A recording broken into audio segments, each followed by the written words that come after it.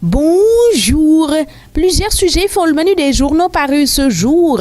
Réumi Quotidien, à voir en version électronique sur réumi.com, renseigne que Y'en a marre et autres vont porter plainte contre le Sénégal devant la CEDEAO relativement aux législatives du 30 juillet dernier. Et après sa victoire à ces élections, Macky est en roue libre pour 2019. Voit aussi Réumi Quotidien. Pendant ce temps, Walf Quotidien nous apprend que les 7 sages se sont débinés relativement au recours contre les résultats à Touba. Walf informe aussi que Y'en a marre annonce une plainte contre l'État du Sénégal relativement à ces élections. Libération rapporte le document du Conseil constitutionnel qui tourne définitivement la page des législatives. 8 recours à la poubelle, titre ce journal, qui explique comment Abdoulaye Baldé, qui voulait faire casser le vote en Afrique de l'Ouest, s'est fourvoyé. Benno s'accroche au saccage de bureaux à Touba pour faire reprendre le scrutin avant de se faire ramasser, indique aussi Libération qui nous fait part des localités où Khalifa Sall voulait que le vote soit annulé. Cette sage décision, titre le quotidien de Madiambal Diagne, qui indique que le Conseil constitutionnel a validé les législatives. Tous les recours ont été rejetés d'après ce journal qui rapporte les motifs à ses pages 6 et 7. Aux pages 4 et 5 de l'Observateur, l'on rapporte les vérités de Oumar Sarr. Ce journal s'entretient avec le secrétaire général adjoint du Parti démocratique sénégalais qui soutient n'avoir pas été piégé par Wade. Nous aurions pu décider de ne pas siéger à l'Assemblée, déclare aussi Oumar Sarr. Pendant ce temps, Réumi Quotidien révèle ce qu'Ami Collé a dit au juge d'instruction